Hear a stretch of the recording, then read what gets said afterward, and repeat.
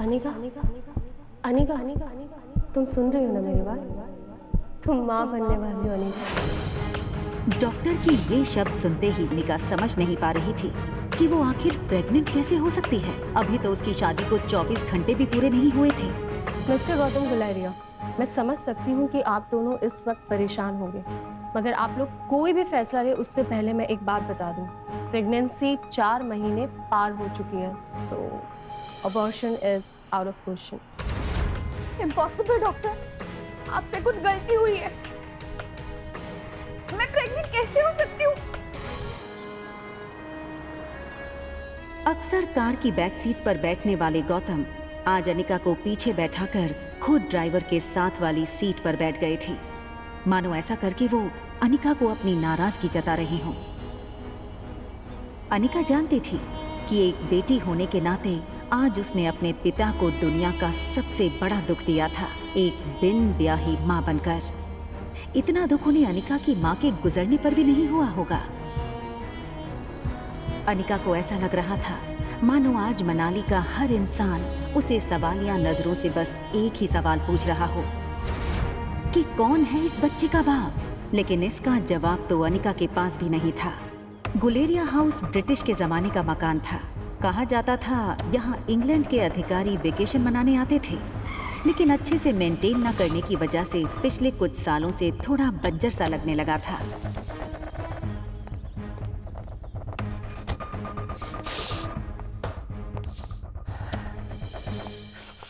अनिका कमजोर शरीर और भारी कदमों से गौतम के पीछे पीछे घर में दाखिल हुई। बिन माँ की पली बड़ी अनिका को आज सबसे ज्यादा जरूरत थी तो उसके पापा के इमोशनल सपोर्ट की। मुश्किल से एक मौका मिला था हमें हमारी जिंदगी फिर से बेहतर बनाने का। नसीब वाली थी तुम जो तुम्हारी डोगरा खानदान के इकलौते वारिस कुणाल डोगरा से शादी हुई थी। You know, कितने पावरफुल लोग हैं। मनाली का सबसे पावरफुल खानदान डोगराज। हमारे सारे कर्ज, पेंडिंग कोर्ट केस, हमारी हर तकलीफ से हमें बाहर निकाला था उन लोगों। लेकिन शादी के 24 घंटे में ही तुमने हमारी जिंदगी वापस से जहन्नुम बना दी।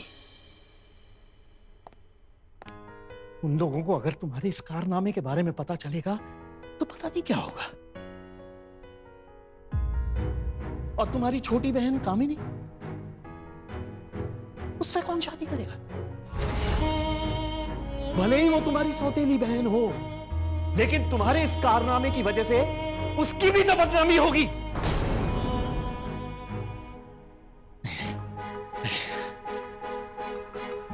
जब तक ये मामला खत्म नहीं हो जाता मैं कामिनी को और तुम्हारी मां मनीषा उसके भाई के घर भेज दूंगा। लेकिन आज नहीं तो कल सबको पता चल ही जाएगा। आज तुम भी अपनी मां के साथ ही। अनिका वो सुन चुकी थी जो गौतम कहते कहते रुक गया था। अगले दिन सुबह गौतम ने घर में लगे सारे सीसीटीवी के पिछले 5 महीने की फुटेज को खंगाला और बारीकी से देखने के बाद वो हैरान रह गया था कि पिछले 5 महीनों से छोटी मोटी बीमारी के चलते अनिका घर के बाहर कहीं गई ही नहीं थी। ये देखकर गौतम का गुस्सा अब आश्चर्य में बदल गया। उसे इतना तो समझ आ गया था कि कहीं कुछ तो गड़बड़ थी।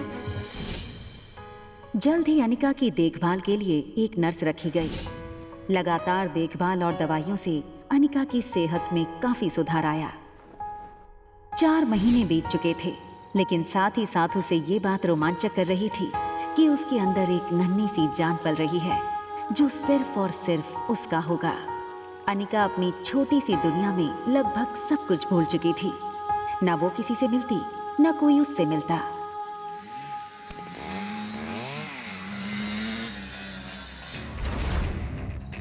अनिका ने जैसे ही लड़की को देखा, उसकी धड़कन मानो डर और टेंशन से तेज हो गई।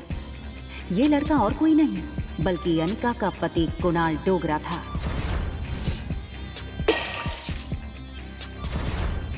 कुणाल की शादी अनिका से भले ही उसकी मर्जी के खिलाफ करवाई गई थी, लेकिन अपनी बीवी की कोख में किसी और का बच्चा देखना कोई भी मर्द बर्दाश्त नहीं कर पाए। कुणाल शादी के मंडप से सीधे दिल्ली अपने कॉलेज की पढ़ाई करने चला गया था और वहीं पहुंचकर शादी के दूसरे दिन उसे अनिका की प्रेगनेंसी की खबर मिली थी। अरे कुणाल बेटा, आज अचानक से तुमने फोन किया कि तुम्हारे कॉलेज की तुम्हारी छुट्टियां शुरू हो गई क्या? कमाल है, 4 महीने के बाद मैं घर आना, अपने दामाद को इस तरीके से वेलकम करेंगे। और वैसे भी बहुत कुछ बदल गया है अब यहाँ पे।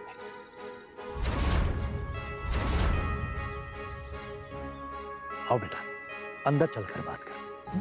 देखो कुणाल, अगर तुम इस शादी को तोड़ना चाहते हो तो मैं समझ सकता हूँ। तुम समझ सकते हो, लेकिन ये बात मेरे दादाजी नहीं समझ सकते। जबरदस्ती इसे मेरी शादी करा दी। जब जब इसको देखता हूं ना, ऐसा लगता है एक ऐसे गुनाहों की सजा मिल रही है जो गुनाह मैंने कभी किए ही नहीं। देखो इस बेशरम को कैसे खड़ी है। मैं इस शादी को नहीं मानती। ये सुनकर कुणाल और गौतम दोनों ही शॉक थे। देखो बेटा, इस वक्त अनिका की तबीयत ठीक नहीं है, इसकी बातों पर ध्यान मत दो। और रहा सवाल इस बच्चे का, तो उसके पैदा होते ही उसे अनिका से हमेशा के लिए दूर कर दिया जाएगा, मेरा यकीन कर।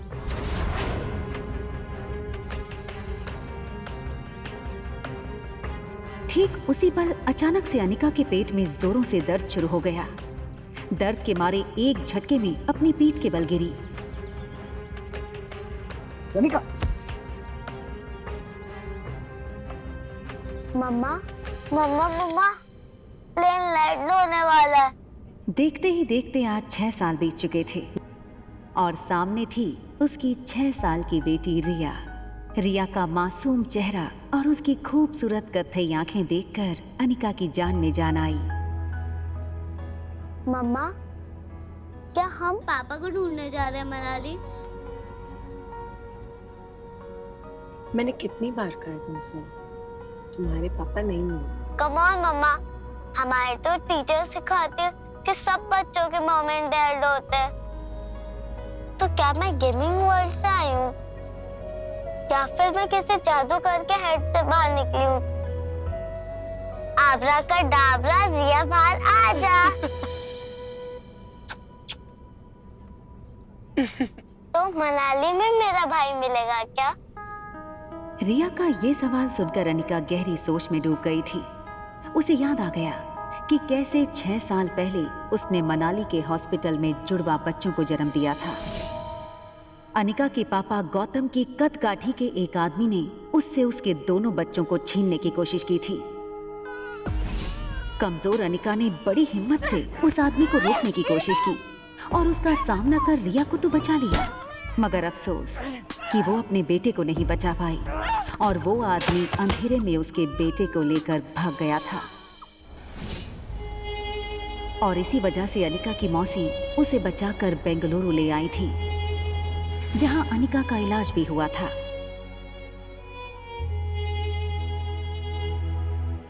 हालांकि इन 6 सालों में अनिका पूरी तरह से बदल चुकी थी।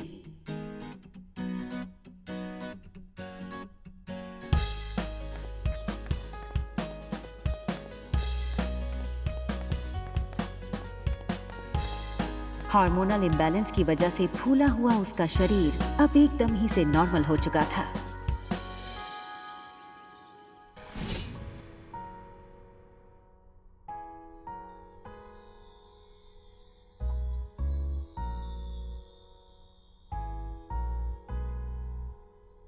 कितनी खूबसूरत लग रही हो तुम।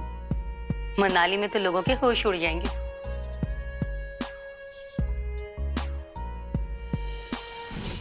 फ्लाइट अटेंडेंट हो या फ्लाइट के अन्य यात्री, सब लोग आते जाते अनिका पे एक नजर जरूर डालते।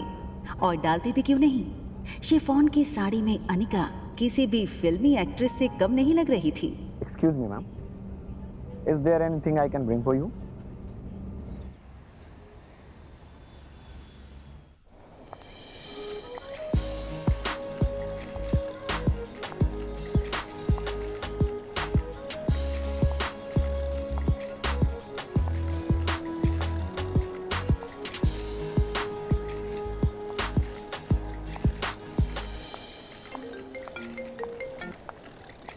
हेलो पा। कुणाल तुम्हें लेने एयरपोर्ट आ रहा है, तुम उसके साथ सीधा घर आना। यहाँ पहुँचते ही तुम्हें 2 पेपर्स पे साइन करना है, एक डिवोर्स पेपर और दूसरा वो। इतना कहकर गौतम अटक गया और फिर कुछ सोचकर उसने आगे कहा, खैर तुम घर आओ, यहाँ पहुँचते ही मैं तुम्हें सब समझाता हूँ।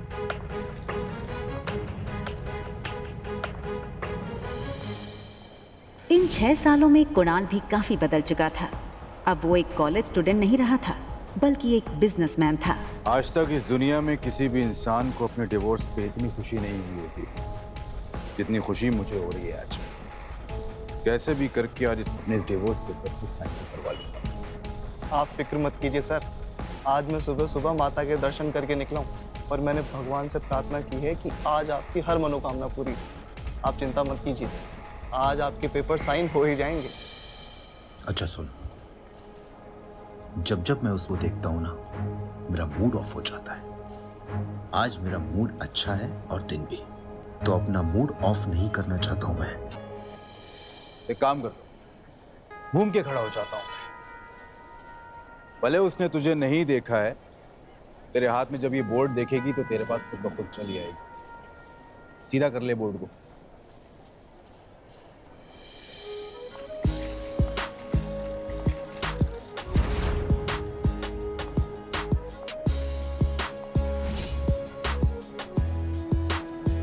कुणाल ने एयरपोर्ट से बाहर आते हुए एक लड़की को देखा और फिर देखता ही रह गया।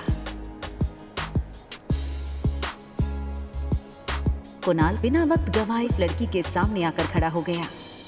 अनिका एक पल के लिए सहम गई और उसे लगा कि पहले की तरह कहीं कुणाल उसकी फिर से इंसल्ट ना कर दे, और इसीलिए अनिका सीधे कुणाल को थप्पड़ जड़ देना चाहती थी, मगर वो अपनी बेटी रिया के सामने कोई तमाशा नहीं करना चाहती थी।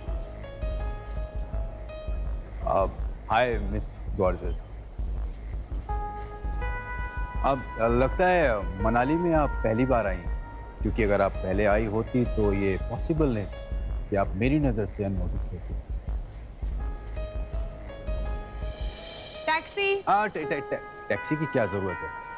आप कहिए, जहां कहिए वहां मैं आपको ड्रॉप कर सकता हूं अपनी कार से। इफ यू, अरे ये छोटी सी गुड़िया कौन है? हाँ, लगता है ये आपकी छोटी बहन है।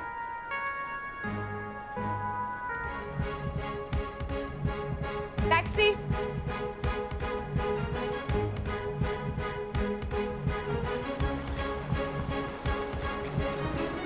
टैक्सी वहां से निकलने ही वाली थी कि तभी कुणाल ने टैक्सी रोकी। आप अपना नाम तो बता दीजिए। ये सुनकर अनिका ने बिना किसी भी हाव भाव से धीरे से कहा, अनिका गुलेरिया।